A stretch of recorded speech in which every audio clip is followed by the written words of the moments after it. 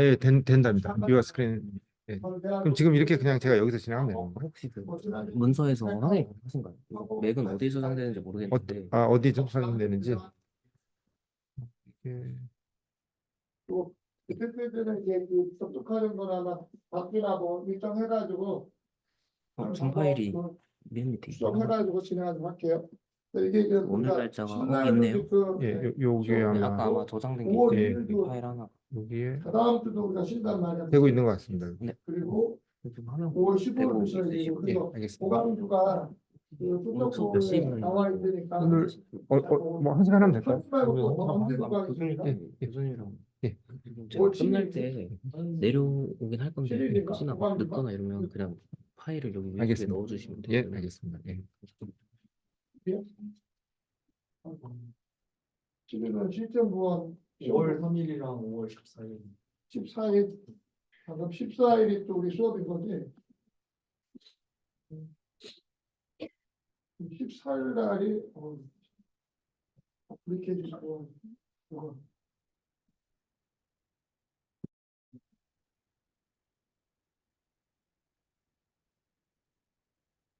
그때만 보강하면 되는 건가?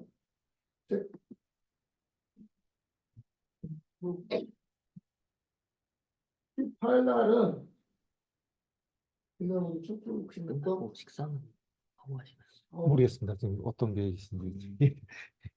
14일 날은 5월 14일 날은 그 책도 있어가지고 교직원 예배가 있어서 9시 한 40분? 40분? 그거 보지 않을게.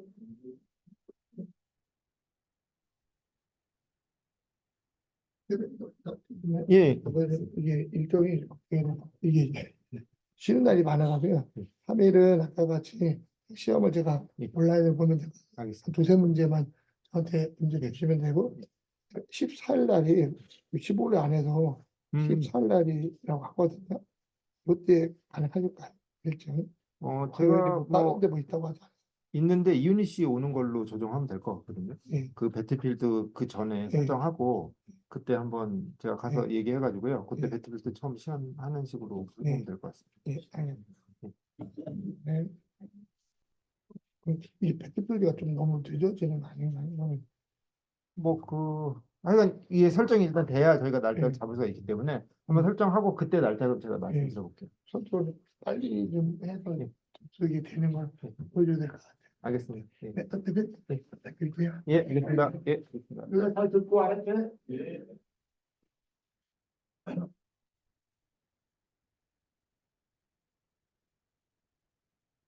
안녕하세요. 오랜만에 보네요.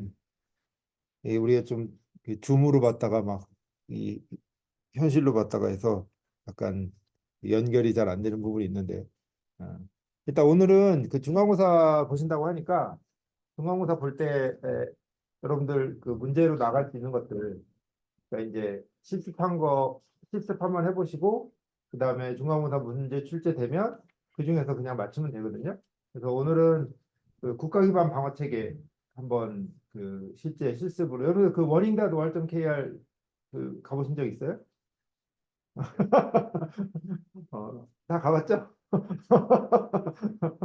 워닝다 노활점 KR 모르는 사람 있어요? 건전한 그 분이 몰라요? 아예 그냥 VPN을 쓸 수도 있고. 그 우리나라는 관문국의 법령으로 방어 체계를 운영하게 돼 있습니다. 그래서 일단 우리나라 방어 체계가 어떻게 생겼는지 한번 말씀을 드리고 그다음에 방어 체계에 들어가 있는 이제 그 사전 체계가 있고 그다음에 방어 체계 말고 여러분들이 그 한국인터넷진흥원에서 이제 그 운영하고 있는 DNS 싱콜이라는 것을 혹시 DNS 싱콜이라는 거 들어보셨어요? 예, DNS 싱콜 왜냐하면 이 사이버 보안이라는 거는 상대가 있는 게임이에요. 여러분들이 아무리 공부를 열심히 해도 상대방을 모르면 문제를 해결할 수가 없어요.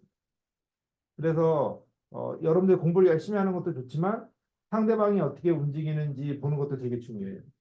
그게 왜 중요하냐면 예를 들어서 여러분들 혹시 그 라스트 사무라이라는 영화 보신 분 있어요? 톰 크루즈가 나와서 말도 안 되는 빨간 갑옷 입고 막 싸움하는 그런 거 있잖아요. 거기 보면 이제 그 일본이 이제 왜 일본의 사무라이가 왜 망했는지 나오거든요.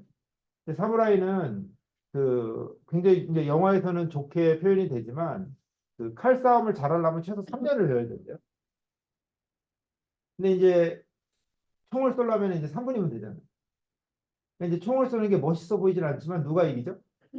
총이 이기죠.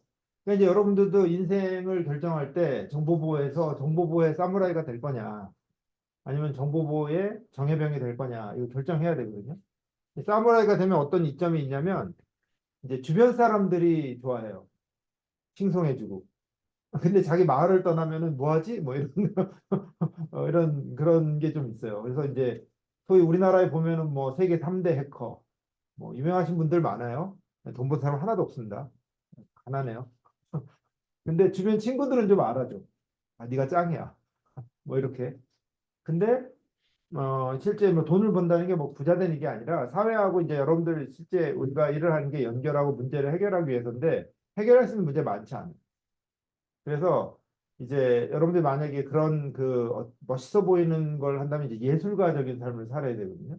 뭐 이런 거 있잖아요. 대목장 뭐 이래서 막 그 우리 이번에 남대문 지을 때 대목장 아저씨 사기쳐갖고 감옥 갔잖아요. 돈이 많으면 사기치겠어요? 그분이 뭐 윤리적으로 문제가 있는 게 아니라 명예는 있지만 그 왜냐하면 그 큰 나무로 건물을 짓는 게 요즘 필요하지 않거든요. 그분이 잘못이 아니에요. 그렇기 때문에 그 기술이 귀한 거고 그래서 그 기술을 가지고 있기 때문에 그분은 보존하려고 하는 건데 실제 그 기술을 쓸 일이 많지가 않아요. 예를 들어 우리 뭐 이런 건물 짓는 사람들 막 대목장 이런 거 안 해도 그분 훨씬 많이 벌잖아. 그러니까 이제 여러분들이 앞으로 사이버 보안에서 포지셔닝을 어떻게 할 것인가? 사무라이가 혼자 남은 라스트 사무라이가 될 거냐? 아니면 문제를 해결하는 사람이 될 거냐에 대한 어, 이슈가 있는 거예요. 이제 신기술의 문제고 모든 변화는 이제 신기술을 통해서 이루어지거든요. 그래서 이제 어떤 변화가 일어났는지를 여러분들이 되게 알아야 문제를 해결할 수가 있습니다. 그래서 이제 처음 우리가 그 강의를 할 때 이런 얘기를 한 거예요. 왜 시대가 지금 어떻게 바뀌고 있고 여러분들의 역할이 뭐냐. 근데 이제 오늘 다룰 얘기는 뭐냐면 이제 우리나라에도 그 전 세계 다 그렇죠. 국가기관 방어체계라는 거 운영하고 있는데 그걸 모르면 일어나는 현상을 이해할 수가 없어요. 왜 이런 일이 일어나지? 그리고 그 기술적으로는 공격자나 방어자나 똑같은 기술 쓰거든요. 근데 이제 그거를 지금은 보면은 막 분석해갖고 아 이거는 악성이야, 이거는 정상이야 이런 얘기 하지만 실제 분석을 하면 정상 사용자도 악성 행위를 많이 해요. 보완하기 위해서.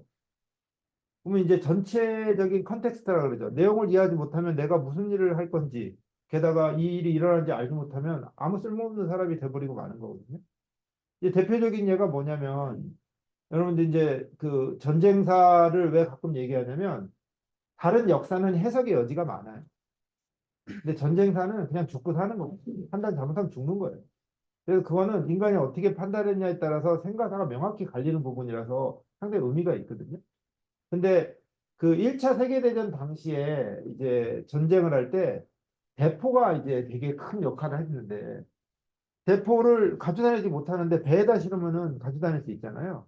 그래서 이제 1차 세계대전 끝나고 전 세계적으로 거함 거포의 시대가 온 거예요. 그래서 이제 뭐 이런 거 관심 있는 친구들은 들어봤겠지만 뭐 야마토, 비스마르크 이런 것들이 그 대포의 포신 하나가 웬만한 배 크기. 야마토 이런 건 대포 쏘면은 그 병사들이 귀가 멀었대요. 이게 이제 과한 거지. 네, 그럼에도 불구하고 그걸 만든 거는 내가 이 대포만 잘 만들면 문제를 해결할 수 있을 거다. 우리도 뭐 그런 거 있잖아요. IDS, IPS 뭐 이런 거 잘하고 내가 악성 코드 분석 잘하면 이 문제를 해결할 수 있을 거예요. 뭐 AI를 쓰고 막 별 난리를 겹치잖아요. 또 엄청나게 돈을 많이 들여서 뭔가를 만든단 말이야. 근데 막상 전쟁이 일어났어. 이제 정보보호에서 뭐냐면 사고가 일어났어요. 근데 2차 세계대전 당시에는 그 배들이 한 번도 못 싸워보고 가라앉았거든요. 한 번도, 단 한 번도 못 싸워봤어요. 왜 그러냐? 비행기가 나타났고. 비행기가 나타나니까 욱 날아가서, 그래서 2차 세계대전 영화가 재미가 없는 거예요. 비행기가 날아가고 쏘고, 비행기가 날아가고 쏘고, 대포를 한 번도 못 쏘고 그냥 가라앉았거든요. 그건 뭐냐면, 우리가 생각하고, 그, 제가 처음 수업에서 얘기했듯이, 마이크 타이슨이 그러잖아요. 그, 아무리 좋은 플랜을 가지고 있어도 처맞기 전에는 그 좋은 플랜이 쳐맞으면 생각이 달라진다고. 누구나 링에 오르기 전에 이게 똑같은 거예요. 이게 뭐냐면 상대가 있는 게임입니다. 여러분들 하는 싸움은. 그래서 이 학교에서 배우는 것들이 중요한 게 뭐냐면 기본적으로 링에 올라가기 전에 몸을 만들어야 되잖아요. 여기 이해하는 게 되게 중요해요. 여러분들 쓸 기본적인 것들을 알아야 되니까.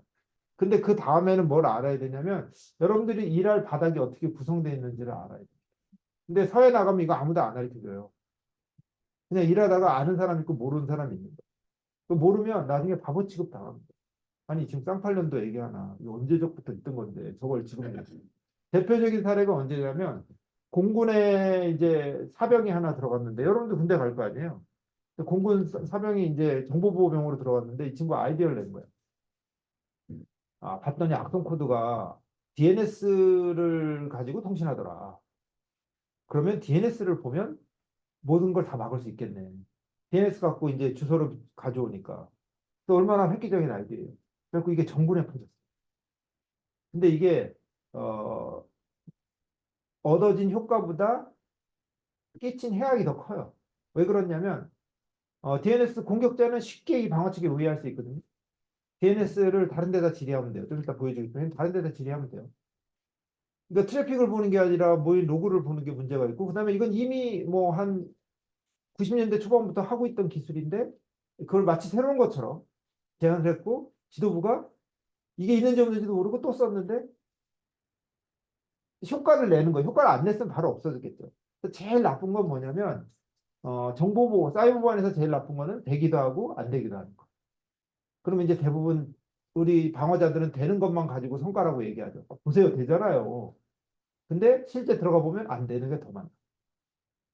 왜냐하면 공격자는 결국 시도해보고 그게 안 되면 되는 쪽으로 이동하거든요. 그러니까 되는 쪽으로 테러를 막아야 돼요. 그래서 정보보호는 아키텍처의 학문입니다. 그래서 여러분 맨날 그 영화 같은 거 보면은 옛날 영화 보면은 맨날 물 끓이고 막 깡파고 우리 2차 세계대전 여기도 보시면 이제 저기 문경세제 좀 내려가 문경세제 저쪽에 있잖아요. 그 임진왜란 일어났을 때 보면은 부산에 상륙해서 문경세제까지 올 때 막 산이 엄청 많아요. 그런데 문경세제를 딱 지나면 거기서부터는 서울까지는 평지거든요. 근데 그 장군이 누구 신림이라는 장군이 말 좀 타고 싸움 좀 하던 사람이었다 그러더라고요. 뭐 북쪽에서는 이름 엄청 날렸대요. 그러니까 유명한 해커인 거야. 예를 들어서. 그래갖고 임금이 칼을 줘요. 칼을 딱 주면서 어검을 주면서 이거 가지고 우리 나라를 지켜라. 그래서 그걸 자기 병사를 꽤 많이 죽여요. 말 안 듣는다고. 너 말 안 들어? 막 다 죽여. 그다음에 이제 뭐 여러 가지 이제 논란이 있겠지만 제 역사학자는 아닌데 근데 전술적으로 보면 근데 이제 문경세제를 버리고 탄검대로 내려오거든요. 근데 탄검대는 철저히 오픈 필드예요. 뭐냐면 땅으로 전술적인 이점을 가져갈 수가 없고 그 다음에 일본군은 뭔지 알아요? 일본군은 400년 동안 전국시대를 거치면서 정예부대가 됐고 우리나라는 400년 동안 조선을 만들고 나서 싸움이 한 번도 없었어요. 이거 우리가 잘못이 아니야. 뭐 그런 전투가 없었던 게 잘못이 아니잖아요.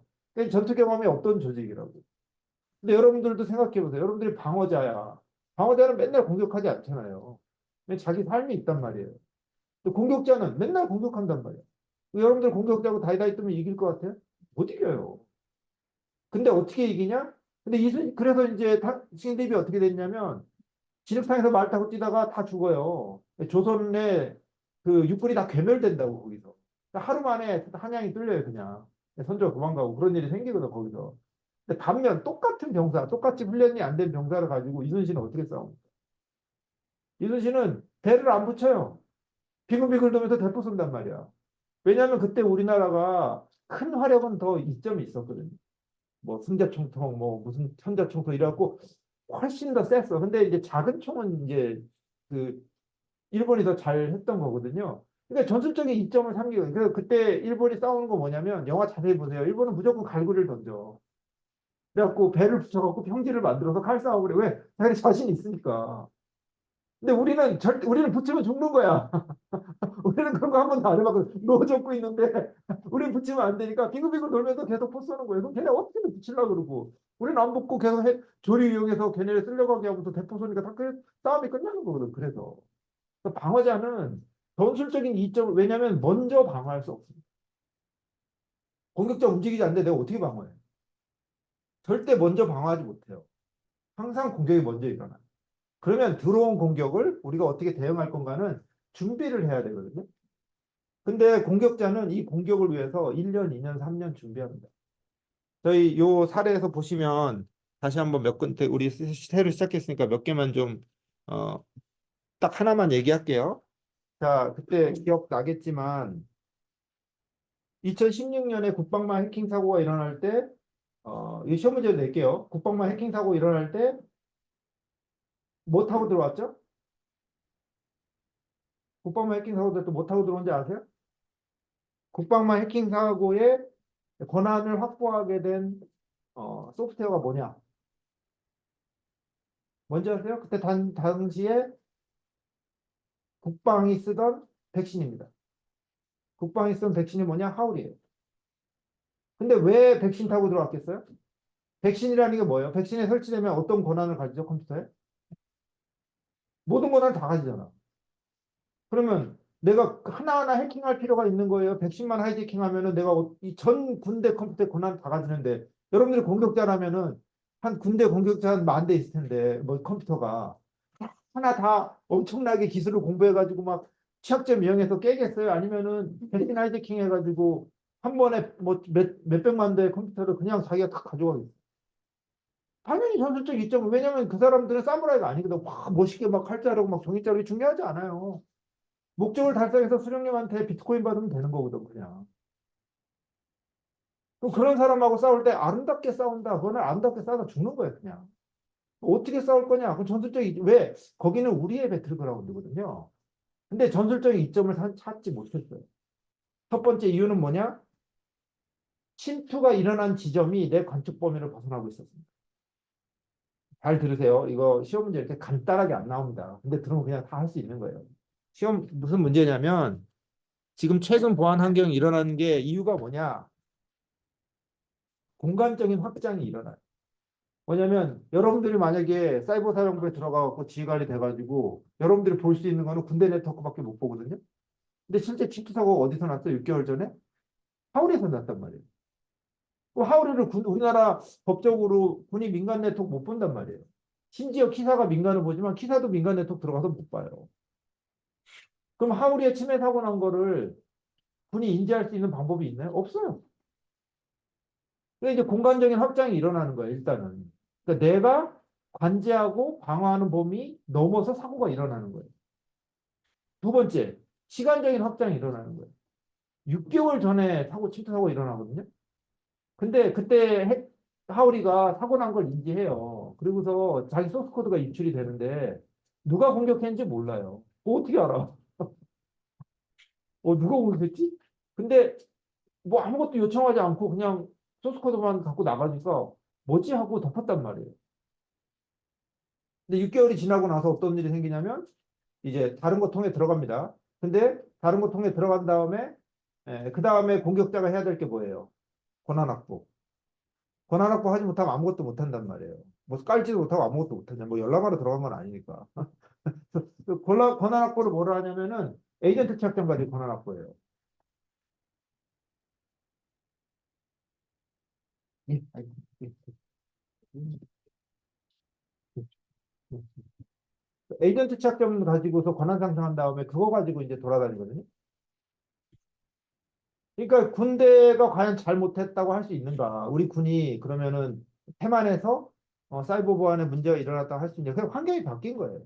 옛날에는 그냥 그런 일이 없었기 때문에 그렇게 그런 사고에 대응할 필요가 없었고 그게 우리 군의 방어 체계인 다단계 방어 모델, 경계선 기반 방어 모델을 만든 거예요.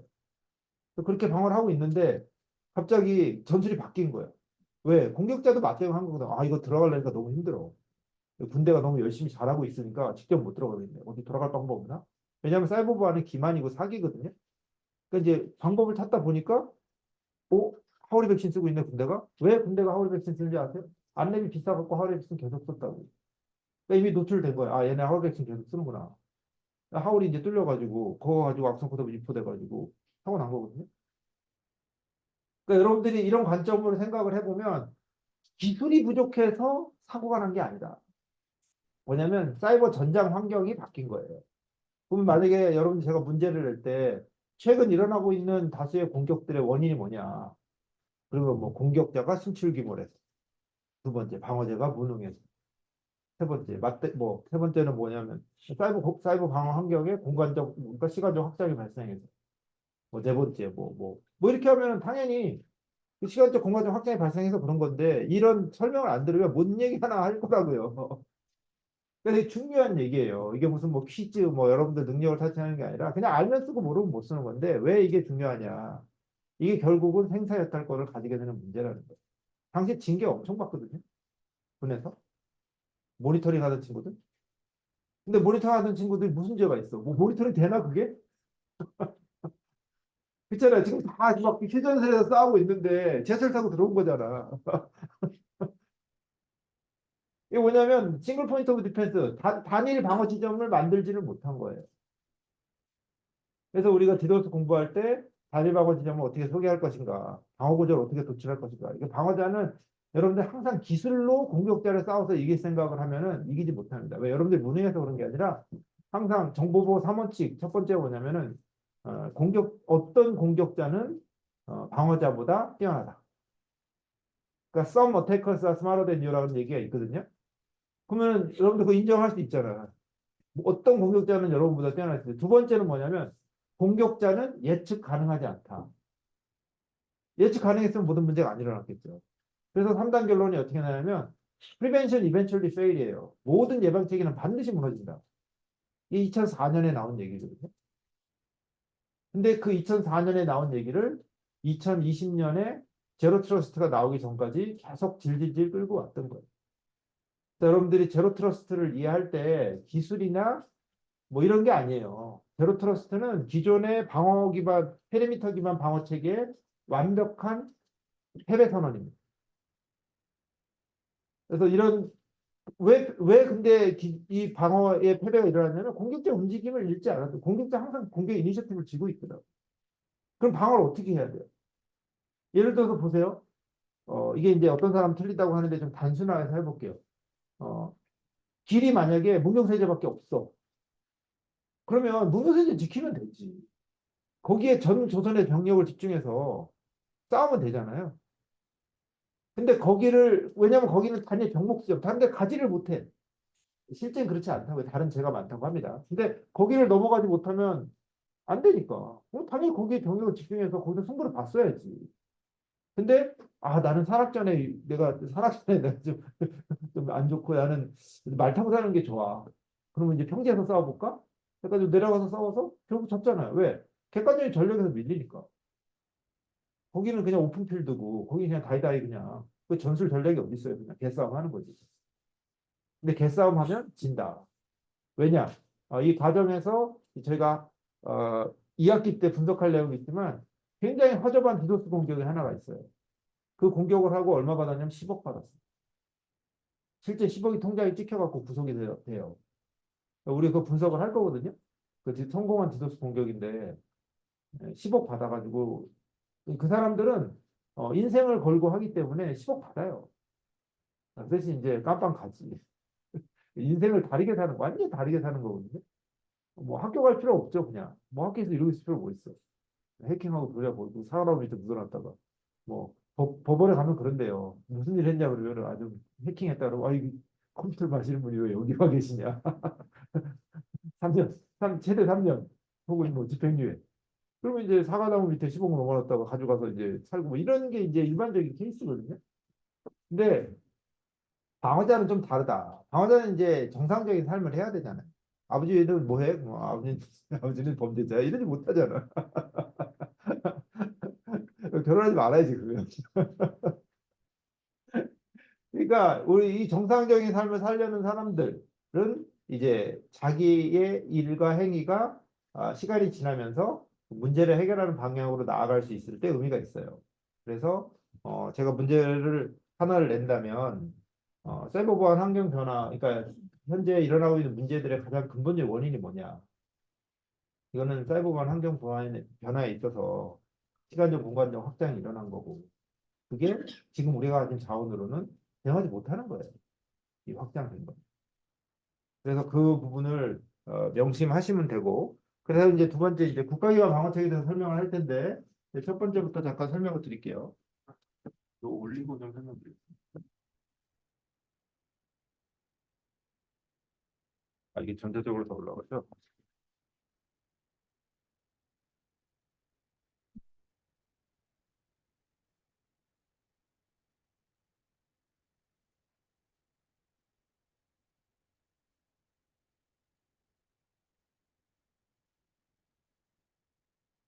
자, DNS에 대해서 잠깐 설명을 드릴게요. 자, DNS는 이제 실습을 한번 보여주고 설명하는 게 DNS에 대해서 한번 설명드릴게요.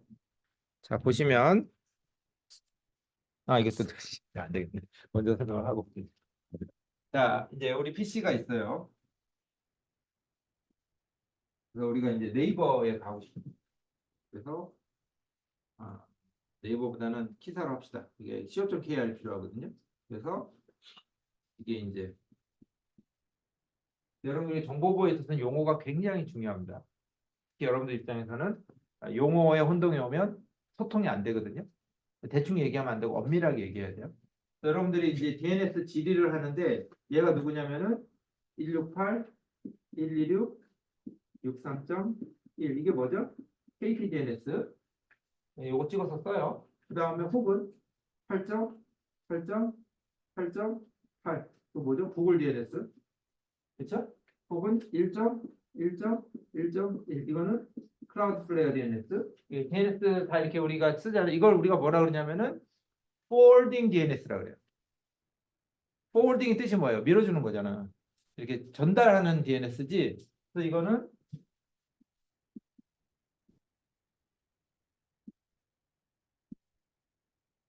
forwarding DNS라고 불러요.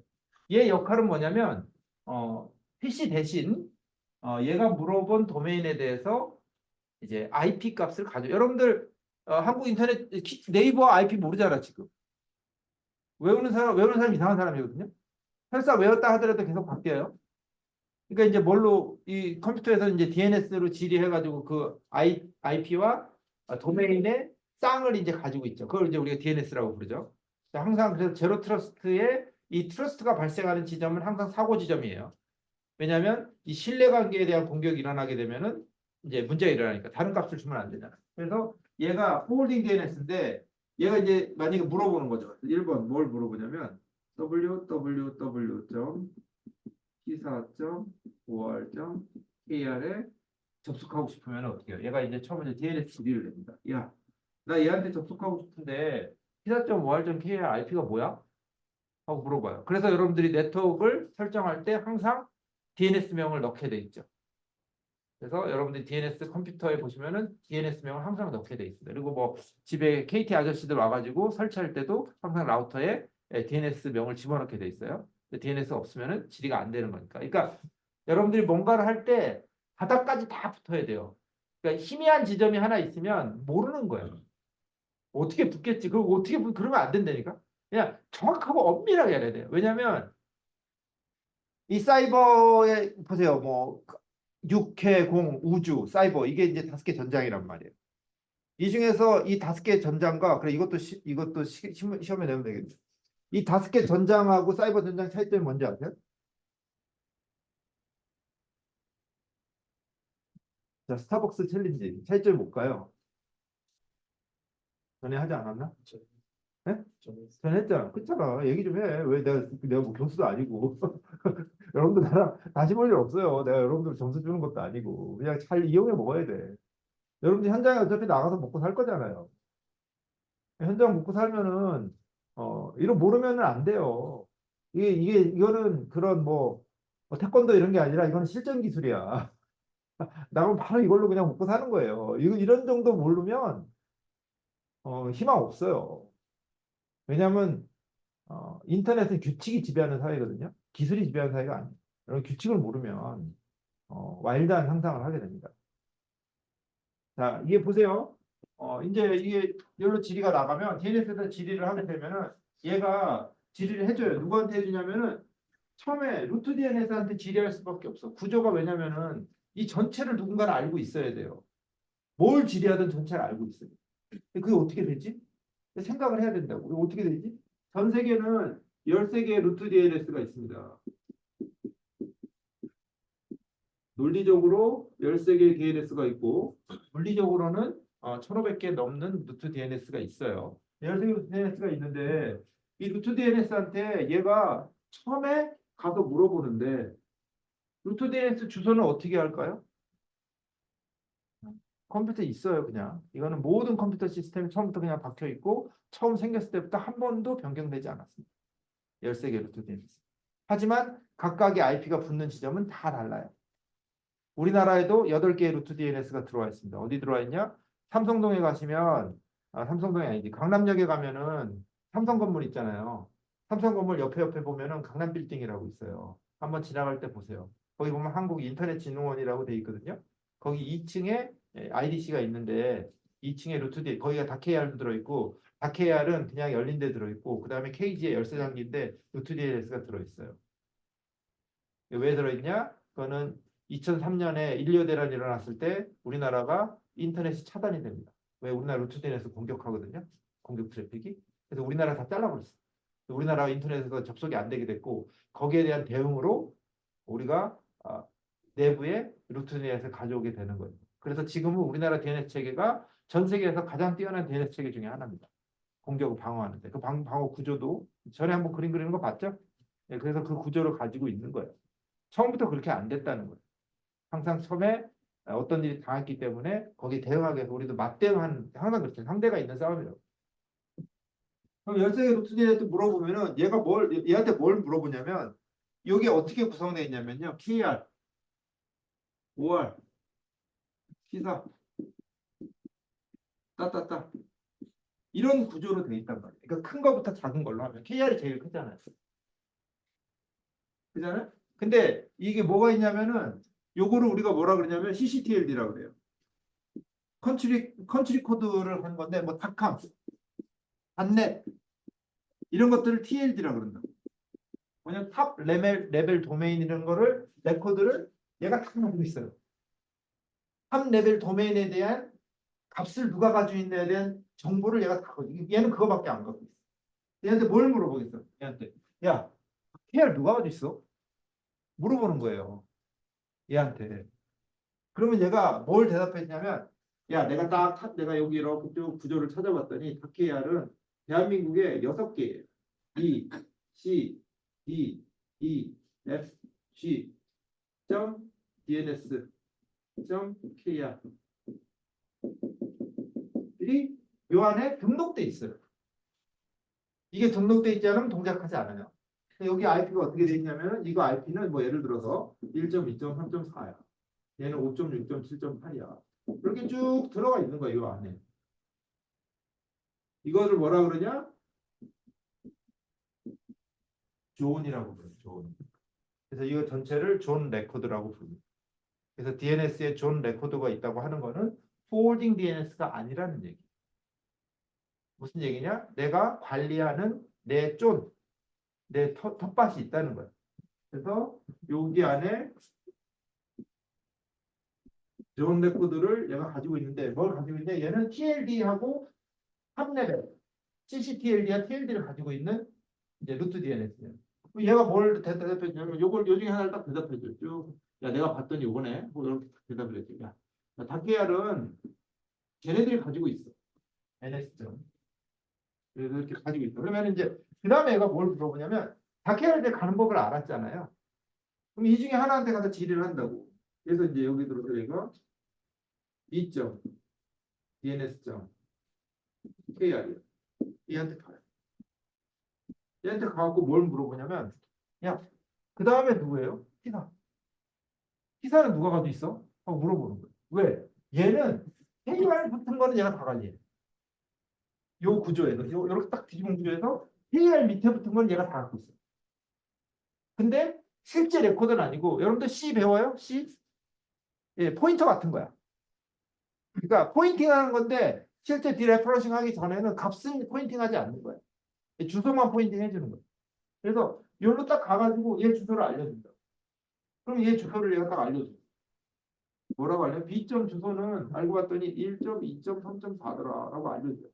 그럼 이제 얘가 비로소 누구한테 가냐면 이게 아니죠. 얘한테 뭘 물어보냐면 NS점, 시사점, 시사의 NS 네임 서버, 존 네트워크 네임 서버 주소는 뭐지 하고 이렇게 물어봐요. 그러면 얘가 답해 주는데 내가 찾아봤더니 시사의 네임 서버는 요 안에 또 뭐가 들어있냐면 여기 여러 개가 있는데 그 중에 시사 얘 서버는 헤라 에르메스인가? 헤르메스점 시사점 그냥 범용을 합시다. ns점 시사점 5월점 kr이고 이 주소는 c, d, e, f야. 그리고 안에 이 똑같이 관리되고 있는데 단지 밑에 관리되고 있는 게 다른 거예요. 그래서 관리되고 있으면 얘가 이제 이 주소를 얘한테 안 돼. 그래서 얘가 C, D, E, F가 기타의 주소입니다. 이렇게 알려줘요. 그러면 이제 얘가 비로소 이제 누구한테 갈 수 있어? 이제 실제 디레퍼런싱 된 값을 가지고 있는 키사 DNS 값을 내가 가졌잖아. 생각해보세요. 여러분들이 도메인을 만들면 여러분들이 그 도메인의 값을 누가 조정해야 돼? 여러분들이 할 수 있는 거잖아. 다른 사람 조정하면 안 되거든. 그 존을 가지고 있는 거는 종단 사용자만의 존을 가지고 나머지는 다 포인트에 불과한 거예요. 그럼 얘한테 가가지고 이제 주소를 알았으니까 그때 비로소 누구한테 가냐? 이 기사한테 가가지고 www.기사.5r.kr의 주소를 받아오는 과정이에요. 근데 이게 길잖아. 한번 질의할 때마다 지금 우리나라 사람들은 뭐 일반적으로 해외 사람들은 한 10초 정도 접속이 안 되면 인터넷 페이지를 안 간다는데 우리나라 한 7초만 안 돼도 안 간대요. 급해가지고. 그래서 요게 시간 제일 많이 걸리거든. 그래서 레코드를 보면은 안에 뭐가 있냐면요. TTL이가 IP에도 TTL이 있지만 이 TTL은 time to live라 그래서 이게 몇 초 동안 종단에서 레코드를 가지고 있을 수 있는가에 대한 얘기입니다. 만약에 TTL이 600이야. 그럼 얘는 한 번 질의한 다음에 그 레코드를 몇 분 동안 가지고 있을 수 있어? 10분. 근데 만약에 이게 너무 짧아지면 무슨 문제가 있냐면 질의가 늘어날 거고 너무 길어지면은 변화가 반영이 안 될 거예요. 기사가 IP가 무슨 문제가 있어서 IP를 바꿨는데 뭐 이거 TTL을 한 열흘로 해놨어. 그러면 열흘 동안은 반영이 안 되는 거예요. 그러니까 이제 그걸 맞춰가지고 이 구조를 만드는 게 DNS의 동작 원리예요. 근데 이제 이렇게 관리를 하다 보니까 기사가 어떤 생각이 들었냐면, 야, 근데 만약에 이게 악성 사이트가 있어. 여기 악성 사이트가 있어.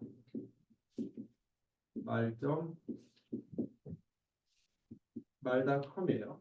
그래서 이 악성 사이트가 있는데 말닷컴의 IP를 봤더니 X, Y, W 셋이에요. 얘한테 사용자들이 자꾸 붙어가지고 악성 코드를 다운받는 거예요. 근데 어디서 이 악성 코드 다운받는 IP가 리졸빙 되는 걸 봤더니 이 쌍팔년도 얘기입니다. 환경이 바뀌었어요. 그래서 근데 언제 봤더니 우리나라는 ISP가 3개 있더라. KT, SKB, LGU 3개가 있는데 KT는 대략 50% 트래픽을 우리나라 가지고 있고 얘는 30% 가지고 있고 얘는 20% 가지고 있어요. 얘네 합치면 대략 한 90% 정도 점점이니까 나머지들에서 가지고 있는 거거든요. 그러니까 이제 관료들이 어떻게 생각하냐면 뭐 그때는 맞고 지금은 틀리지만 야 그러면 누군가 요 DNS에 얘는 다 포워딩 DNS예요. 이 가입자들이 다 붙어 있는데 요 DNS에 요거 질의했을 때 입자 값을 딱 내주면 접속이 안 됩니다. 근데 이게 기술적으로 뭐예요? DNS 하이제킹이지. 여러분들 만약에 악성 행위를 잡으려면 행위적으로는 DNS 하이제킹이에요. 근데 누가 하는 거야? 국가가 하는 거니까 공권력이잖아. 사람을 때리는 거는 죄지만 악당을 때리는 건 괜찮다 이런 거랑 똑같은 논리예요. 그래서 DNS 신콜이라는 거를 실제 기사에서 운영하고 있다고요. 그래서 어떻게 동작하냐면 사용자가 질의를 얘한테 하잖아요. 그러면 여기 레코드가 어떻게 들어있냐면 말닷컴은 127.0.0.1입니다. 이렇게 넣어놔요. 얘도 넣어놓고 얘도 넣어놓는단 말이에요. 이론적으로 이제 완벽한 세상에 이런 게 만약에 있다면 모든 지리하는 거는 다 차단하겠죠. 그렇죠? 이게 뭐냐? DNS 링크.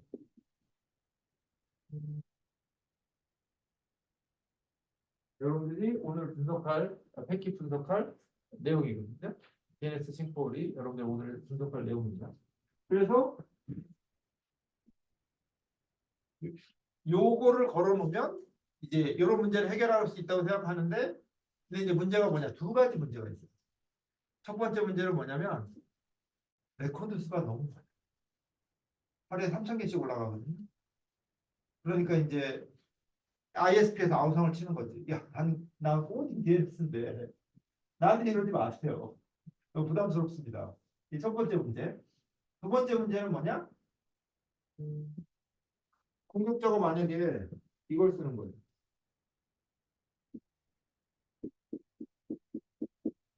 이걸 쓰면 어떻게 되죠? 구글이 우리나라 말을 듣겠냐고. 바로 우회. 이걸 써도 바로 우회. 그래서 이걸 쓴다 그래도 내가 직접 리졸버가 돼서 질의를 하면 바로 우회. 그렇기 때문에 효과가 없어요. 왜냐면 일반 사용자한테는 이제 되게 불편한데 실제 이걸 우회하고자 하는 사람들한테는 효과가 없거든. 그래서 대부분 이거는 뭐를 차단하는 데 쓰냐? 악성 컨텐츠를 차단하는 데 써요. 여러분들이 뭔가를 질의했는데 질의값이 이제 어떻게 나와? 그러면 이제 그때 의심해 볼 수 있는 거죠. 그래서 그 트래픽을 한번 보겠습니다.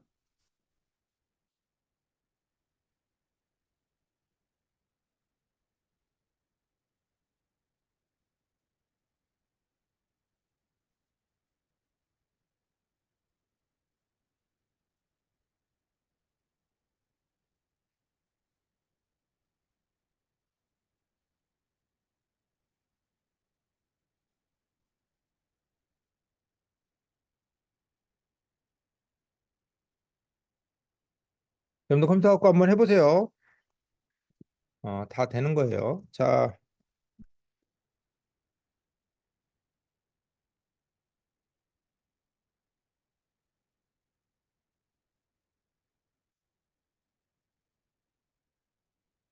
오늘이 0417. 자, 뭐 잘 보여요? 안 보이면 얘기하세요. 크게 우리 이거 줌으로 할 때는 보이잖아. 그 원격으로 할 때는.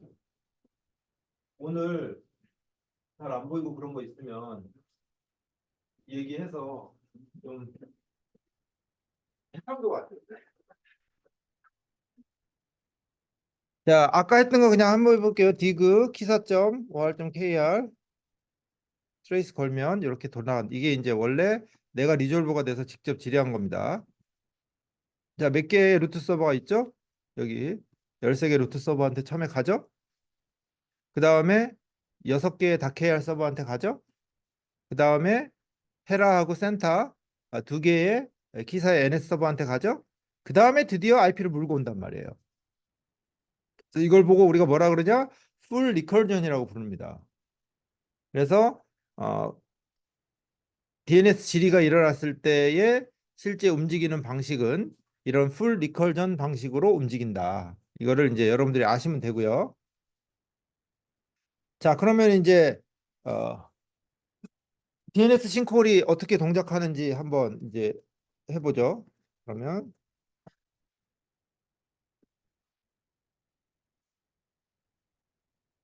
알겠습니다. 예, 피드백을 주세요.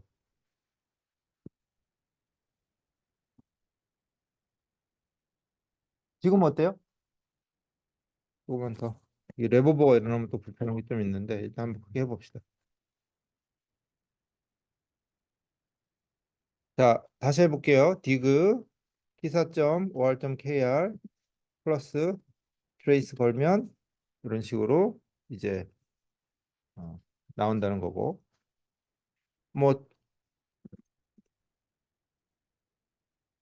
이렇게 하면은 요 한국 그 다KR IP만 만약에 다KR IP를 구하라 그러면 뭐 KR NS 이렇게 하면은 다 KR IP만 구할 수 있습니다. 이 KR의 네임 서버가 뭐냐? 요거 빼고 NS 하면은 루트 서버 NS가 나오고요. 그래서 여러분들이 이거를 해볼 수가 있는데 전체 풀 리컬저를 보기 위해서는 이렇게 트레이스를 걸면 내용들을 이제 실제 리컬저를 어떻게 일어나는지 볼 수가 있어요. 여기서 TTL 값을 보면은 루트 서버의 TTL 값은 디그 ns 이게 루트 서버의 TTL 값이고요. 그다음에 krns kr 서버의 트레이스. 자, TTL 값은 보시면은 1722800. 그러니까 이제 다KR도 거의 안 바뀌는 거죠. 키사 DNS의 값은 86,400. 그런데 키사 자체 IP의 TTL은 600. 그래서 레코드가 얼마나 변화하냐 변화하지 않냐에 따라서 적정한 값이 배분돼 있다는 걸 여러분들이 알 수가 있습니다. 자, 그러면 여기서 이제 피캡 한번 확인해 볼게요.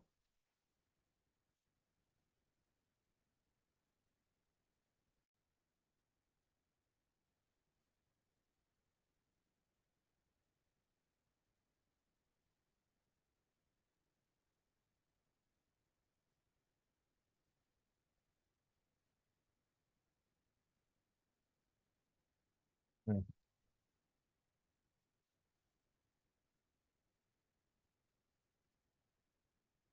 자, 이 피켓 파일을 여러분들한테 나눠 줄 거니까 1번, 2번, 3번, 4번까지만 우리가 쓸 거고요.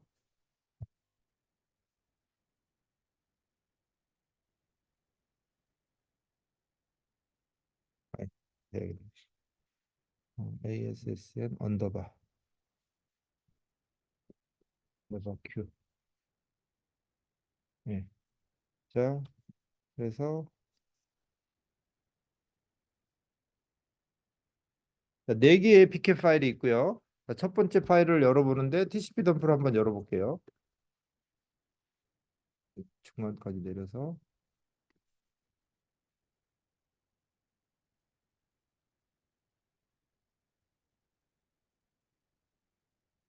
자, 이렇게 나오죠. TCP 덤프는 패킷 분석 장치이기 때문에 패킷을 하나하나 열어볼 때는 굉장히 좋은 툴입니다. 속도가 빠르고. 근데 네트워크 프로토콜을 분석할 때는 그닥 효용이 좋지 않아요. 그래서 네트워크 프로토콜을 분석할 때는 와이어샥을 쓰는 게 맞는데 와이어샥을 쓸 때 대형 패킷에 대해서는 분석을 못 합니다. 그래서 이거를 T샥이라는 거를 쓰는데 어떻게 쓰냐면 여러분들이 이제 인터넷에 가셔서 어, 인터넷에 가셔서 뭘 찾냐면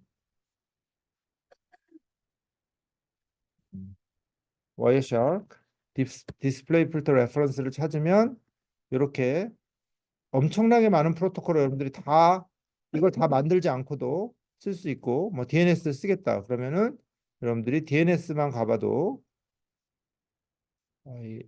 엄청 많죠.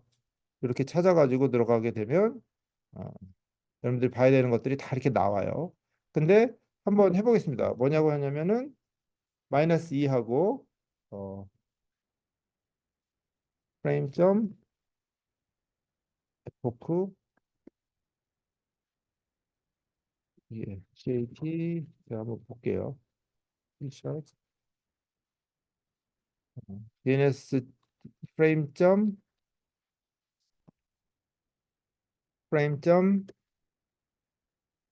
타임 언더바 에포크 하면은 이런 식으로 이제 아까 그 패킷에서 시간만 딱 따는 거고요. 그 실제 패킷 네트워크 트래픽에는 타임 정보는 없어요. 이거는 이제 호스트에서 만들 때 타임 정보 찍어주는 겁니다. 자, 그 다음에 IP 점 소스 IP 죠? 그다음에 IP 점 데스티네이션 그다음에 마이너스 2 UDP 점 DST SRC 포트 이제 소스 포트 나오죠? 마이너스 2 UDP 점 DST 폴트 하면 이렇게 나오고 여기까지가 이제 우리가 질이 그 다음에 이제 여기까지는 IP 패킷을 파싱한 건데 그 다음에 쿼리가 뭐가 나갔는지 한번 보면 이 dns.qri 쿼리 name 하면은 이제 여기 뭐 질의했는지 나오죠. 이렇게 dns.query name하고 그 다음에 dns.a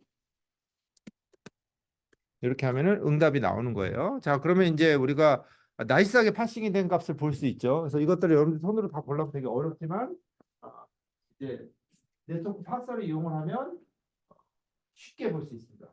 그래서 이거를 다 만들려고 치면은 막 수천 개의 파서가 있어요 안에. 근데 이거를 혼자 만든다는 건 이제 바퀴를 다시 만들 필요가 없는 거니까. 근데 이거를 디스플레이에서 사용한 그냥 GUI에서 사용하게 되면은 실제 큰 패킷은 안 올라가요. 예를 들어 내가 30기가 모았어. 올리려면은 막 돌아가다가 안 돌아가고 막 그러거든요. 그래서 제일 마지막에 잘라가지고 올리면 되고 처음에 프로세스 할 때는 텍스트에서 하는 게 좋아요.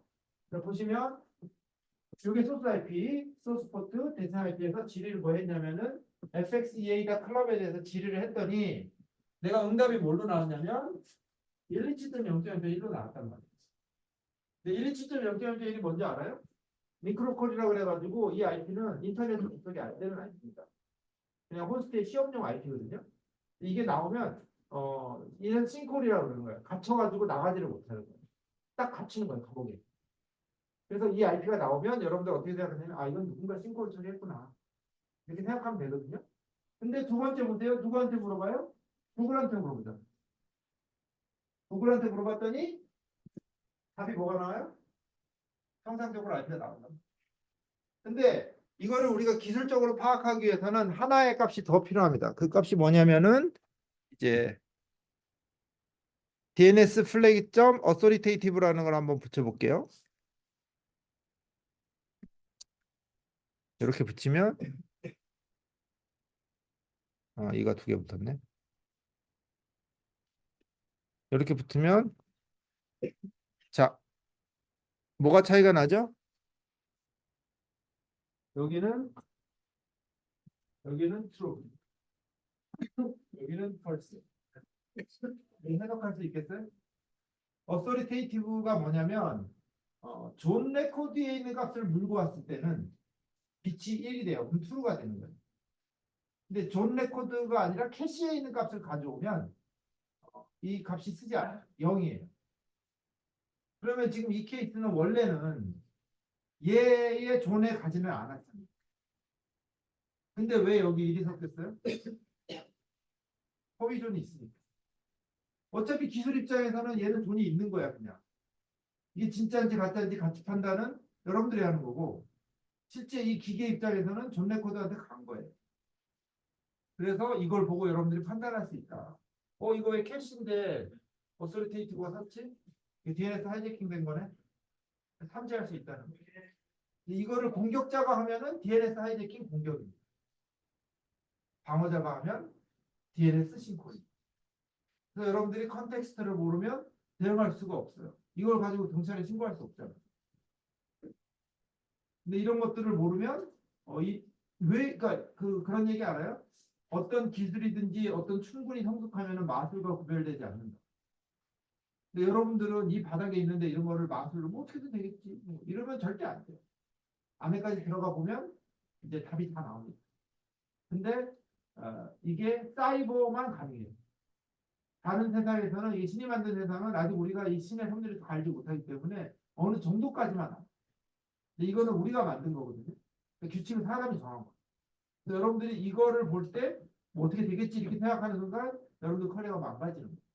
끝까지 궁금해하고 어떻게 되는지 물어봐야 돼요. 이게 DNS 싱콜에 대한 분석이고요. 여기 그렸던 거. 자, 이제 두 번째로 한번 가보겠습니다. 두 번째는 방심이. 그거 하나 방심이가 뭔지 또 우리 건전하게 사시는 분들은 잘 모를 수 있으니까. 이게 이제 방심이거든요. 그래서 여러분들이 북한의 우리 민족끼리를 내가 한번 보려고 들어갔더니 갑자기 이게 나왔어. 누가 개입하는 거거든요. 이 개입이 어떻게 일어나는지 아시는 분 계세요? 모르잖아. 이 정보 보호 중간에 누군가 개입한 매니저 미들 하는 거예요. 누군가는 끼어들어가지고 여러분들 부모 노릇을 하는 거야. 가지 마. 근데 여러분들이 이제 뭐 아무 생각 없이 네 알겠습니다 이러면 괜찮지만 사이버보안 관점에서는 이런 일이 어떻게 일어나는지 알아야 되잖아요. 그렇죠? 자, 그래서 이게 어떻게 일어나는지 한번 봅시다. 예, 지금 방심위도 고민이 많아요. 고민이 왜 많은지 한번 볼게요. 자,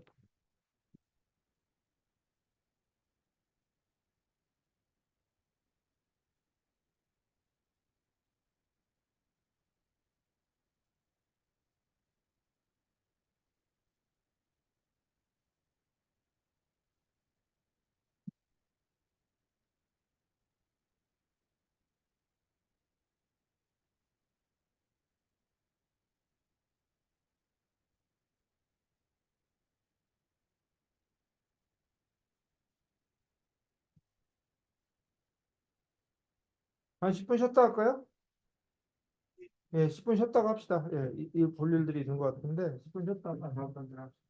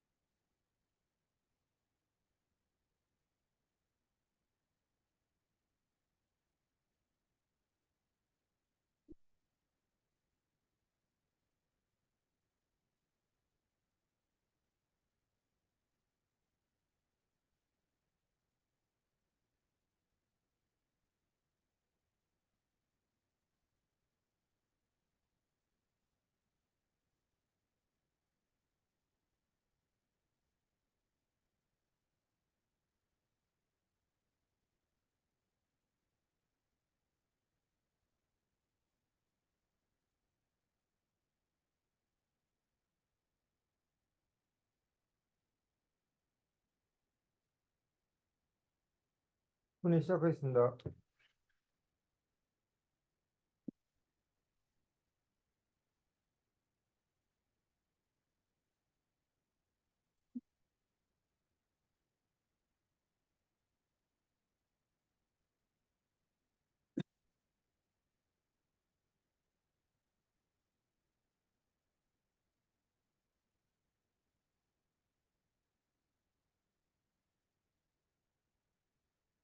이제 생각을 해보시면 DNS 신고를 이제 차단하려고 걸어놨는데 이제 방심위에서 이제 DNS 신고를 쓰려고 보니까 문제가 뭡니까? 너무 쉽게 오해가 되는 거예요. 그리고 우리나라는 악성 코드보다는 이제 이런 어떤 사상물, 음란물 이런 걸 더 중요시하게 하는 경향이 있으니까 이런 것들 좀 반드시 막고 싶은 거예요. 그래서 요거를 좀 어떻게 막아봐야겠다고 생각해서 이제 이거를 법령을 어떻게 만들었냐면 여러분들 인터넷이 어떻게 됐는지 전에 잠깐 설명이 들었는데 이제 인터넷은 예를 들어서 이렇게 돼 있어요. 예를 들어 KT 꼭 그런 건 아니지만 SKB LGU 뭐 예를 들어서 여기에 연구망 뭐 연구망 하나 있다고 봅시다. 이렇게 네 개 돼 있으면은 이것들이 다 해외로 나가는 길이 있어요. 해외로 나가는 길이 있어요. 그러면 이제 인터넷 제가 설명할 때 인터넷은 가장 그 경로를 어떻게 마련한다 그랬어요? 가장 짧은 경로를 찾잖아요. 그러니까 예를 들어서 SKB에서 여기에 있는 어떤 망으로 가고 싶은데 미국으로 돌아갔다 갈 수도 있고 여기서 직접 갈 수도 있는데 미국으로 돌아가는 게 더 싸면 뭐냐면 라우터 수가 적으면 미국으로 돌아갈 거란 말이에요.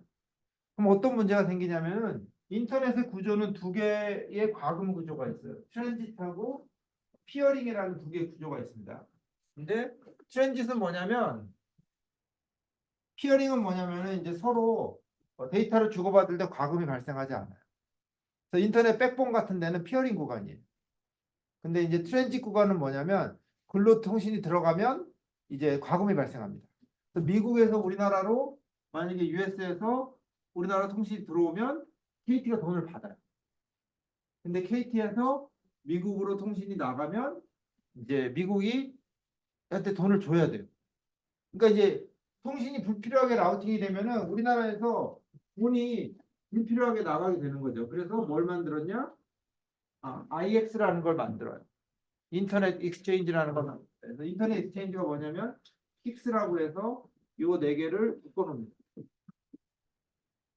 그래서 묶어서 이걸 뭐라고 부르냐면은 KIX. 그래서 IX라는 이름으로 이건 알아두셔야 되는 게 이제 인터넷 익스체인지라 그래서 우리나라의 모든 방어 장비가 여기 들어가 있어요. 그래서 익스체인지가 들어가 있고 여기는 국내 연동 구간과 해외 연동 구간으로 나눠져 있습니다. 근데 국내 연동 구간의 경우에 여기 또 라우터가 있겠죠. 그래서 해외로 돌아가는 트래픽이 원래 목적은 국내끼리 원활하게 연동을 위해서 만들어 놓은 거고 여기에 국내 망 사업자는 물론 다양한 네트워크 망 운영자들이 연결되어 있는데 여기에 이제 방어 체계를 두면 어떤 장점이 있냐면 이 모든 트래픽에 대해서 단일 방어 구간을 만들 수 있는 거예요. 예를 들어서 해외가 여기 있다. 해외가 있어요. 해외가 여기서도 연결되고 여기서도 연결되고 여기서도 연결되고 여기서도 연결된다면 여기다가 방어 체계를 만들게 되면 모든 국내 사용자들의 통신을 통제할 수 있겠죠. 그래서 여기다 이제 국내 사용자들의 통신을 통제할 수 있는 방어 장치를 두는 거를 망법으로 망법으로 구성을 하고 있는데 자 그러면 원인점 우할점 KR이 어떻게 움직이냐면 여기에 우리 PC가 있고 여기에 악성 사이트가 있고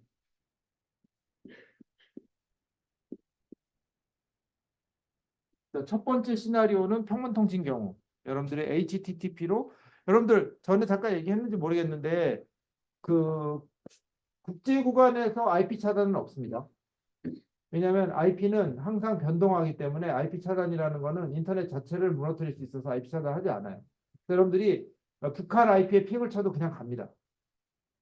근데 북한 사이트로 왜 못 가냐?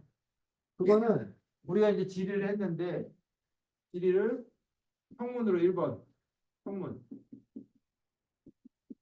성문으로 www.fora.net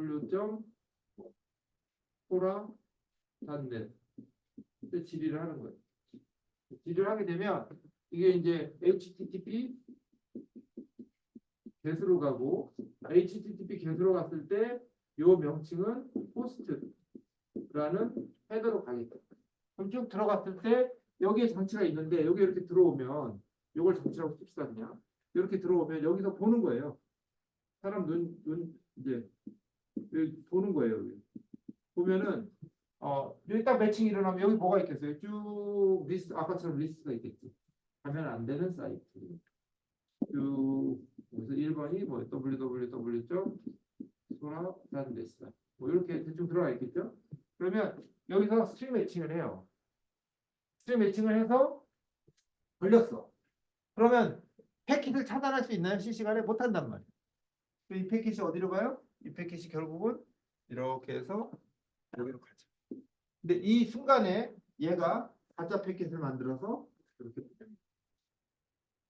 어떻게 보내냐면 300번 리다이렉션. 그래서 보내면 이제 이 통신은 라운드 트립 타임이 있으니까 돌아오는 시간이 걸릴 거 아니에요. 근데 나는 여기서 바로 가니까 항상 내가 먼저 먹히겠지. 레이싱 컨디션이 걸리는 거예요. 그래서 이걸 한번 패킷으로 보겠습니다.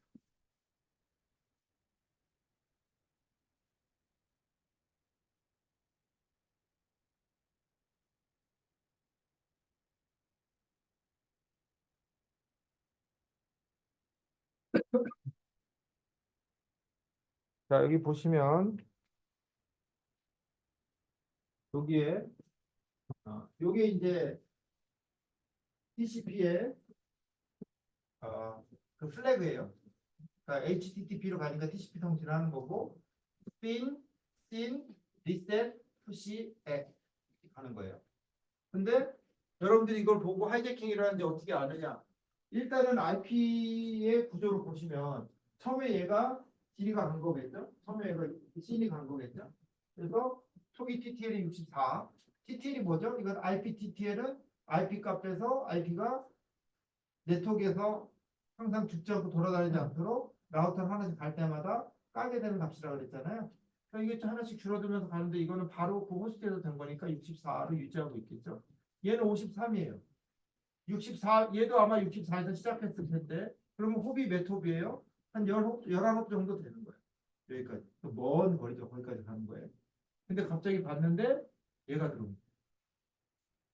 얘가 들어왔는데 보면은 서버가 통신했는데 TTL 값이 갑자기 그래서 이게 뭐지? 라는 생각을 해야 되고 이 구조를 설명을 해드리겠습니다. 이 구조를 설명하려면 여러분들이 약간 그 TCP/IP에 대해서 좀 알아야 되니까 너무 깊게는 말고 저스트 이너프 수준으로 TCP/IP에 대해서 설명을 해줄게요. 네, 이렇게 부탁드립니다. 이게 클라이언트, 이게 서버. 그 클라이언트가 처음에 질의를 보낼 때 씬을 보냅니다. 씬 패킷을 보내면서 어떤 값을 보내냐면은 ISN이라고 해서 이니셜 시퀀스 값을 보냅니다. 그래서 이니셜 시퀀스 값이 예를 들어서 뭐 001이라고 합시다. 하면은 얘 서버 입장에서는 이거를 받으면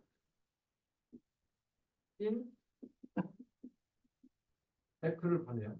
씬 에크를 보내면은 ISN을 받아서 얘가 ACK로 어그놀리지 값을 만들어서 1을 더해가지고 002를 보내요. 왜 이렇게 보냈냐면 똑같은 패킷이 받았는지 안 받았는지 확인하기 위해서는 원래 이니셜 값에다가 전달된 페이로드 값을 붙여가지고 보내면 내 입장에서는 내가 보낸 값을 아니까 다음성 값을 기대할 수가 있잖아요. 그래서 위조가 불가능하단 말이에요. 거의 리얼리 임파서블이라고 생각을 해요 사람들이. 그러면 얘가 이제 액을 보내게 되면 실내 핸드쉐이크가 완결이 되는데 그 다음에 얘가 뭘 보내냐면은 푸시 액을 보내면서 예를 들어서 100바이트의 페이로드를 보내요. 그러면 얘 입장에서는 뭘 보내야 되냐면 전에 002에다가 102라는 값을 HK로 어그놀리지 값을 보내줘야 돼. 전에 값에 더해가지고 이렇게 보내줘야 이제 서로 인정하면서 받게 되는데 여기서 어떤 문제가 일어나냐면 중간에 여기 요 그림하고 보세요. 요거는 시간의 흐름이 있는 이거는 이제 평면적으로 그 공간의 차이가 있는 거고 저 공간의 차이가 없는 겁니다. 그래서 어떤 문제가 나냐면 여기서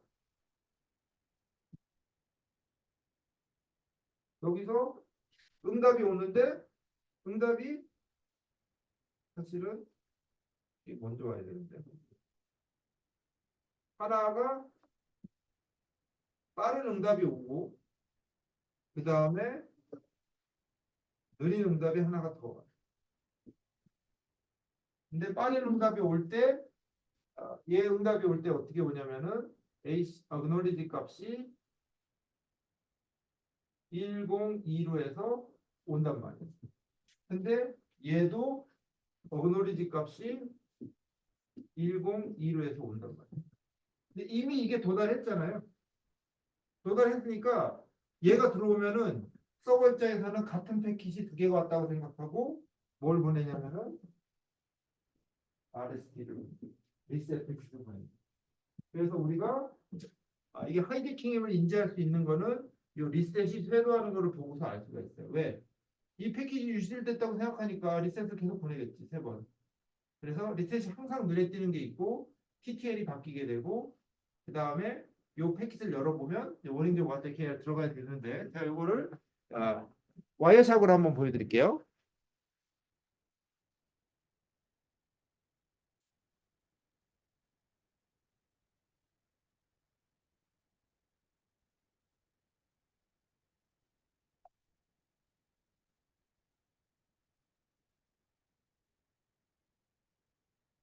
내려야지.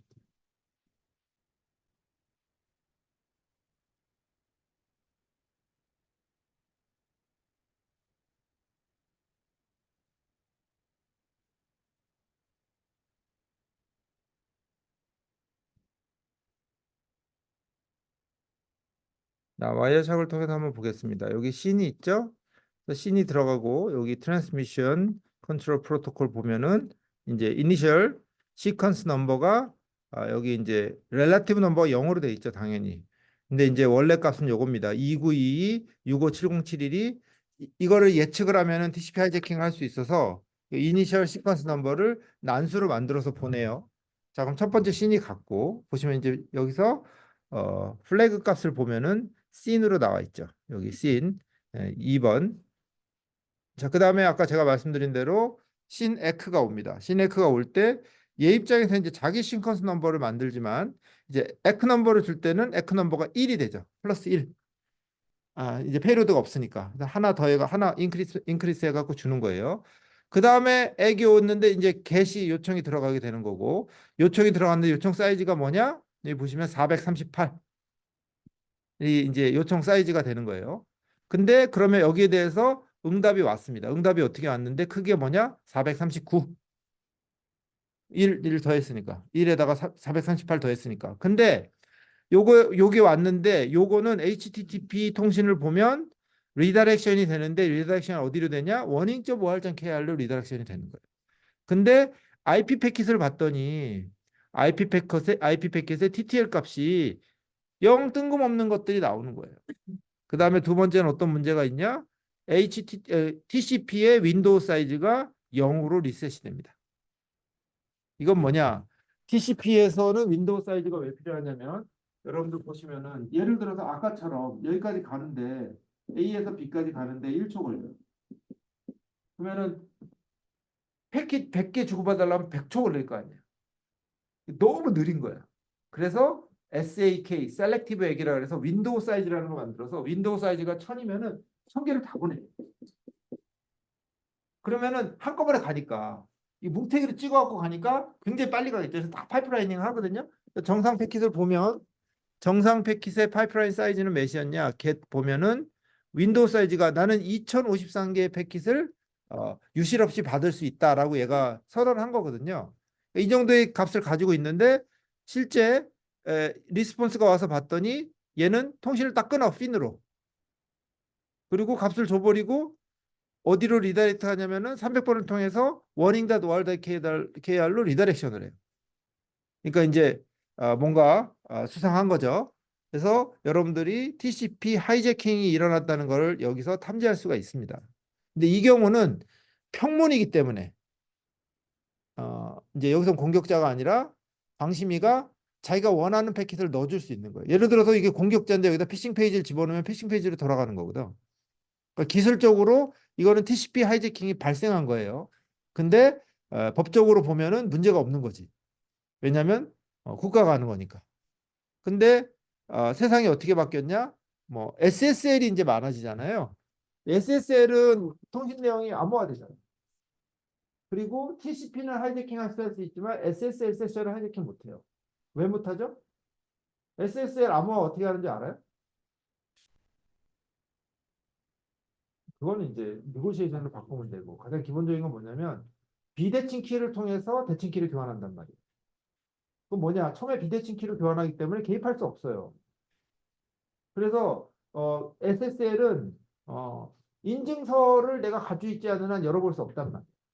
그래서 SSL 통신하게 되면은 이제 그때부터 무슨 일이 생기냐? 방심위의 고민이 생기는 거예요. 아, 내가 그래도 명색이 국가기관인데 내가 개입하면 개입했다고 알려줘야 되는데 SSL이 들어오면 알려주기가 어렵죠.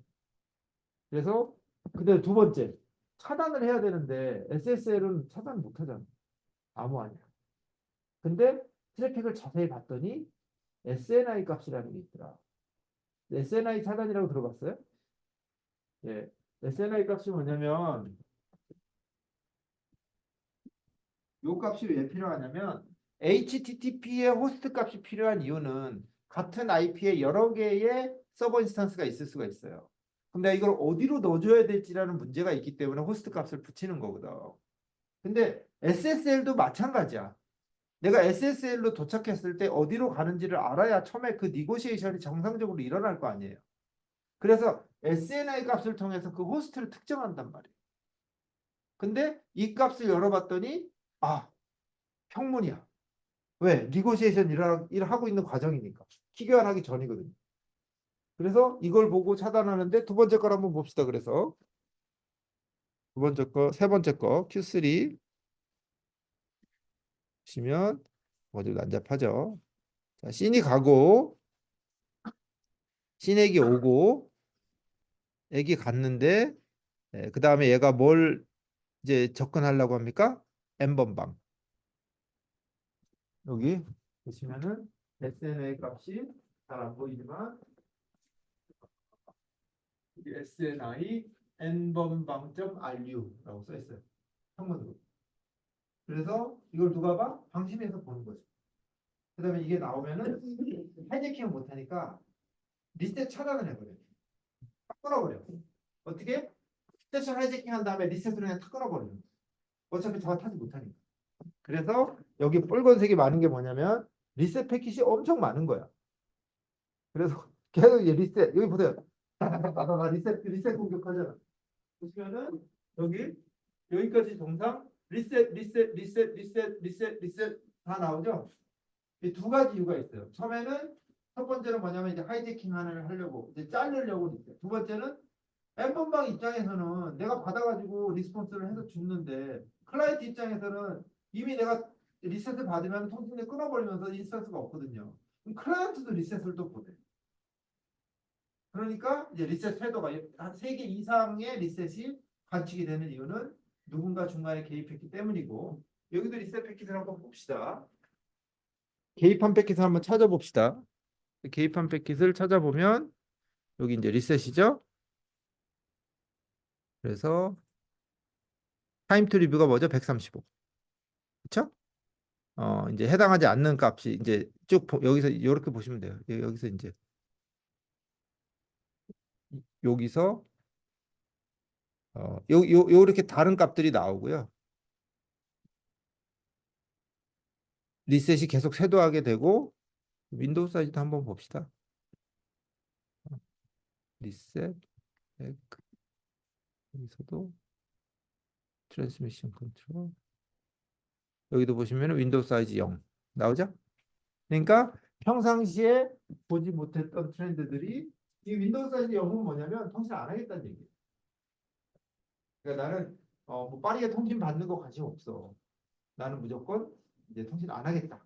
이런 걸로 보시면 윈도우 사이즈가 0이 나옵니다. 그래서 여러분들이 네트워크 트래픽만 봐도 중간에 누가 개입을 했는지 안 했는지 개입을 했을 때 어떤 변화가 일어나는지 이걸 알 수가 있고 이게 언제 사용이 되냐면 디도스 공격이 일어났을 때 이 디도스 공격 트래픽이 실제 스푸핑이 됐는지 안 됐는지 확인할 때도 동일한 기법으로 스푸핑이 안 됐다면은 원점 추적을 할 수가 있죠. 스푸핑이 됐다면 원점 추적의 의미가 없습니다. 그래서 방어 관점에서는 이 패킷 자체의 스푸핑 여부가 굉장히 큰 분석의 지점이 될 수가 있거든요. 그래서 여러분들이 네트워크를 보실 때 이렇게 보시면 되는데 문제는 뭐냐? 이런 패킷을 모았을 때 이게 양이 많아지면 분석이 어려워요. 되게 어렵습니다. 그래서 이거를 GUI로 마지막에 잘라가지고 보는 건 좋지만 처음에부터 볼 때는 이제 텍스트로 보면 뭐 거의 속도 이르는 거 없이 볼 수 있어요. 그래서 제가 예시로 하나 보여드릴게요. 제가 좀 큰 파일을 하나 가져와 보겠습니다.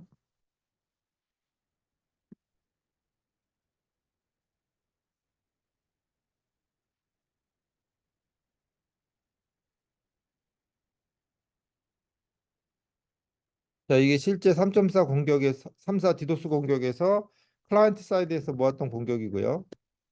디도스 공격을 제가 여러분들 항상 그러죠. 공격 본 적 있냐? 이게 진짜 공격이에요. 이라는 공격인데 이거를 한번 열어볼게요. 이거는 되게 작은 트래픽인데 시간 좀 걸리죠. 만약에 이거 10배 됐다 그러면 10배 시간이 걸릴 거예요.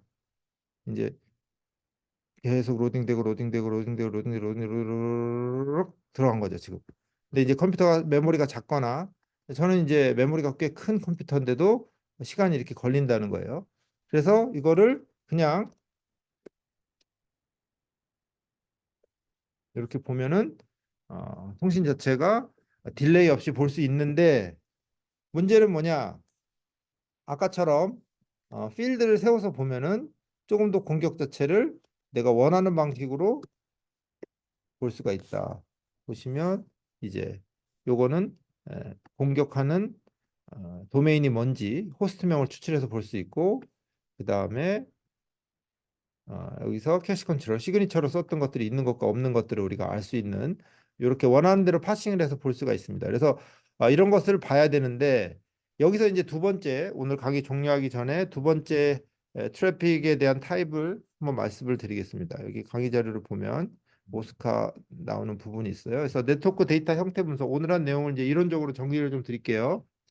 아, 자, 네트워크 데이터 분석은 오스카라는 방법론을 따르게 보통 많이 따릅니다. 그래서 오스카라는 방법론을 보면 상황인지, 분석 계획, 정보 수집, 정보 분석, 결과 보고 단계로 되어 있고요. 제가 수업할 때 모든 거는 이 오스카를 따릅니다. 그래서 첫 번째가 상황인지예요. 이게 어떻게 아까 말했듯이 공격자가 개입한 건지, 방어자가 개입한 건지, 사고가 일어난 건지 이런 거 어떤 사고가 일어났는지 보는 과정이고 자, 이걸 보게 되면은 보통 일반적으로 네트워크 전수 데이터 수집을 하게 되는데 전수 데이터 수집은 뭐 TCP 덤프라든지 TCAP 같은 것을 가지고 분석을 수집을 할 수가 있습니다. 그래서 수집을 하게 되면 실제 날 패킷을 분석해야 되는데 그때는 이런 식으로 데이터 자체를 우리가 전체를 볼 수 있다. 근데 문제는 뭐냐? 아까처럼 우리가 다음 시간에 살펴볼 세션 기반 공격이 일어나게 되면 이거는 패킷은 큰 의미가 없습니다. 왜냐하면 패킷을 가지고 있는 세션 하나를 묶어야 되는데 이 세션은 뭐냐? 여기 보시면 이렇게 이게 세션 데이터인데 참고로 요 세션을 보면 제가 지금 만들어 볼게요. 세션을.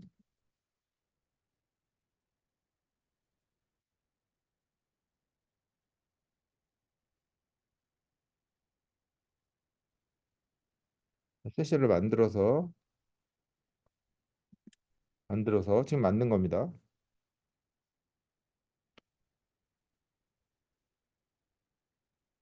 내용을 보면 이렇게 내부부가 일어나 조금 줄여볼게요.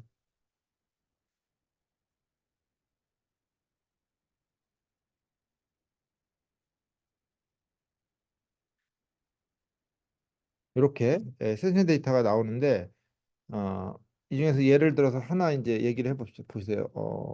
여기 나간 거. 자, 이걸 보기 두개 한 개, 두 개 한 개. 좀 많은.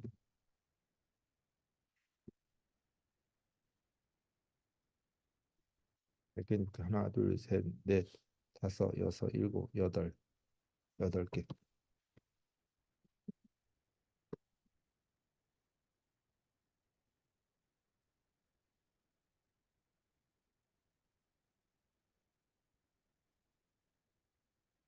자, 보시면 이 패킷을 보세요. 이 패킷을 보면 이 라인 하나에는 밖으로 나간 패킷이 97개가 있어요.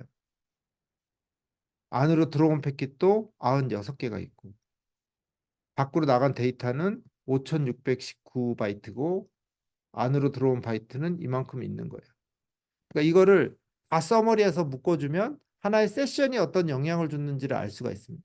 그래서 여러분들이 패킷을 가지고 세션 데이터를 만들기 위해서는 이제 어, 하나의 IP와 하나의 포트와 데스티네이션을 한번 추출해 볼게요. 보시면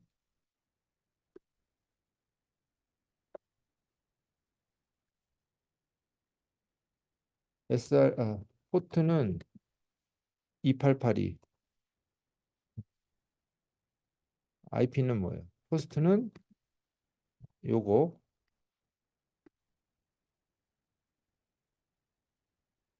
요거, and 포트는 2882. 면 이렇게 나오죠. 요게 저희가 지금 추출한 두 개의 세션입니다. 세션 값이고 요게 전체가 몇 개냐면은 아까 그 두 개의 값을 합친 202개를 한 줄로 만든 거예요. 202개를 한 줄로 만들기 위해서는 뭐를 이제 작업을 해야 되냐면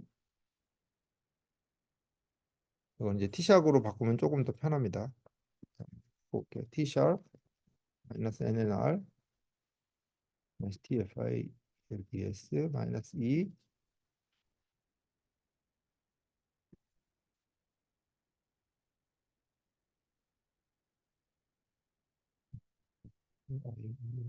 마이너스 E 맞는 것 같은데.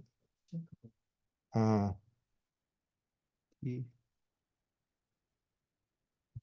HLK 프레임 점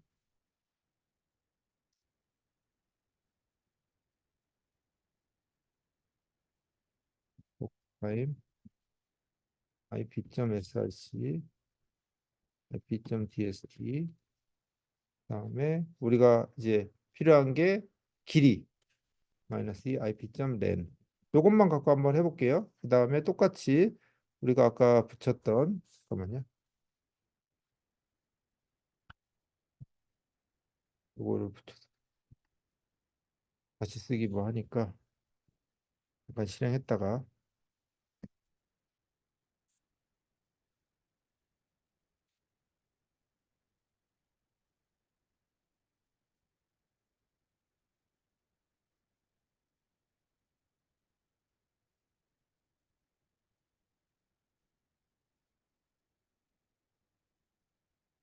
지금 보여드리는 건 뭐냐면 이렇게 하자는 게 아니라 이렇게 어, 공이 많이 든다.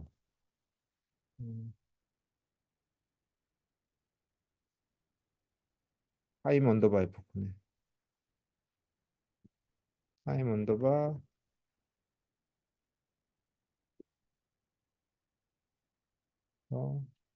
요 값을 프린트하면 되는데 이 중에 우리가 보고 싶은 건 뭡니까? 요 조건이 붙어야 되잖아요. 퍼스트는 요거고 포트는 2882.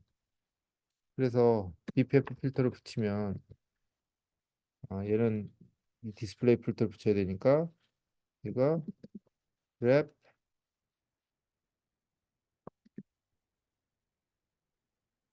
이렇게 요것만 붙인 다음에 한번 볼게요.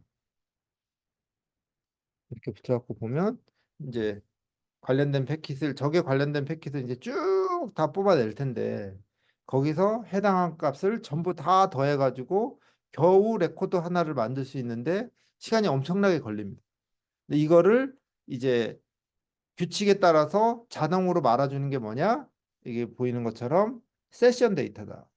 그래서 여러분들이 디도스 공격 분석을 할 때는 세션 데이터를 만들어서 사용을 하거나 혹은 방화벽에 저장된 모든 데이터는 전부 세션 데이터입니다. 그래서 세션 데이터는 통신의 디테일이 들어있지 않고요. 단지 통신 상황. 예를 들어서 여러분들 입장에서는 뭐 어떤 사고 분석을 할 때 누가 뭐 실제 범죄 상황에서 누가 누구랑 뭐 10시간 동안 전화했다. 그럼 10시간 동안 전화한 내용은 다 없어도 그 레코드가 있는 거예요. A씨가 B씨의 몇 시에 몇 분 동안 통화를 했습니다. 하는 기록을 어떻게 만드냐? 여기 이거를 파싱해서 만드는 거예요. 더해가지고. 여기 길이 나오죠? 길이. 끝나기 전에 한번 만들어 갖고 한번 볼게요. 마이너스 2 TCP 점 SRC 포트 마이너스 2 TCP 점 DST 포트 랜드 들어왔죠? PMP 저장 한번 해보고 이 세션 데이터 자체를 왜 중요하냐면 여러분들이 이제 이렇게 정규 수업이면 이걸 가지고 하나를 선택해 갖고 세션 데이터를 만들어 보는 작업을 통해서 이 세션 데이터라는 것 자체가 어떻게 생성되는지도 알 수 있고 그다음에 향후에 이걸 가지고 어떻게 분석을 할 것인가도 생각을 하게 되는데 지금 뭐 약간 특강 형태로 진행되기 때문에 여러분들한테 따로 숙제를 드리지는 않습니다. 근데 그만큼 중요한 데이터다. 그래서 여러분들이 만약에 사고를 난 기관에 들어가서 사고 분석을 할 때 제일 사용하기 좋은 데이터 중에 하나가 방화벽 데이터입니다. 근데 방화벽 데이터가 양이 굉장히 많아요. 그래서 방화벽 데이터를 읽을 줄 알기 위해서는 이 패킷 데이터를 이용해서 방화벽 데이터를 방화벽이 어떻게 생산하는지 기술적으로 정확히 이해할 필요가 있고 여기서 이제 어, S 바이트하고 D 바이트로 나뉘는데 그건 요 TMP가 떨어지면 그때 제가 그거 보고 좀 말씀을 드리겠습니다.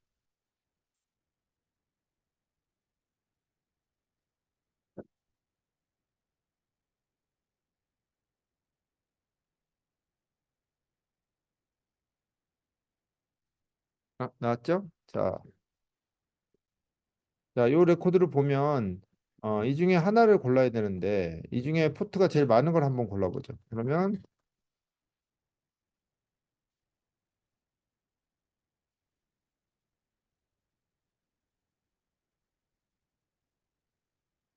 제일 많은 거는 1478번이에요. 그래서 우리가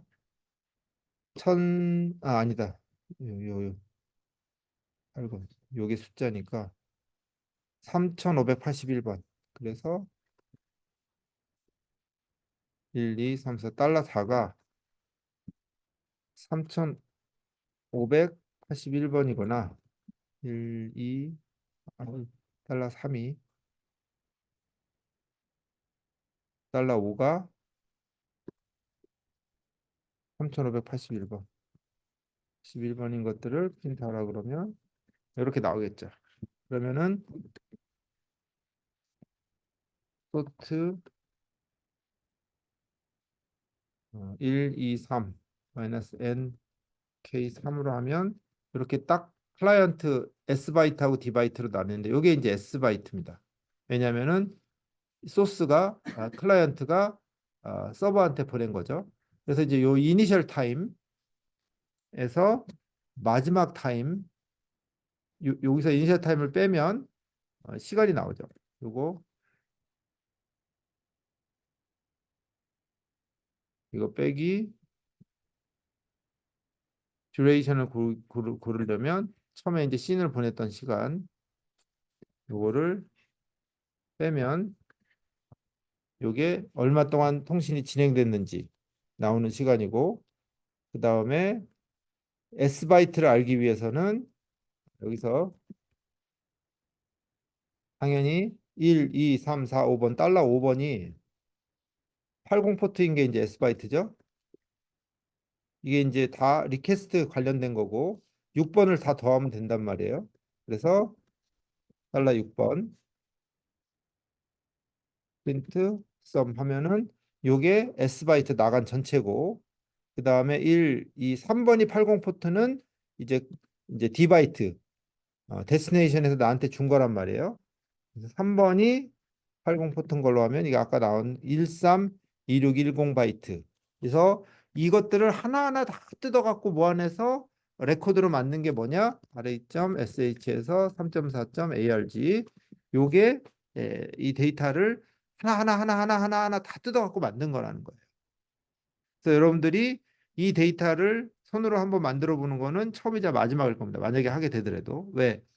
이런 알거스라는 툴이 있어서 이런 플로우 데이터를 자동으로 생성해 준다. 이거 말고도 많은 툴이 있어요. 그래서 여러분들이 나중에 사고 분석을 하시거나 혹은 대톡 트래픽을 분석할 때 픽갭 데이터를 보기 이전에 이제 풀 세션 데이터를 보는 습관을 가지면 좋고, 그 다음에 마지막으로 아예 정리하고 가죠. 제일 크게 보는 거는 이제 통계 데이터입니다.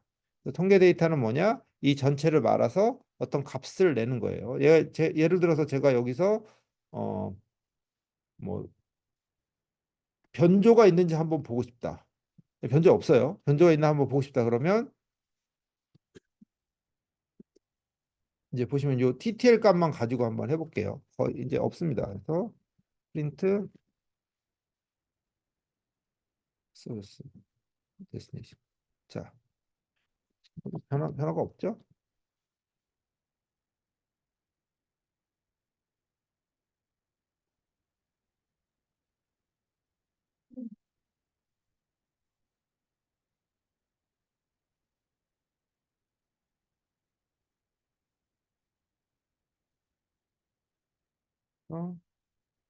히스토그램을 그려보면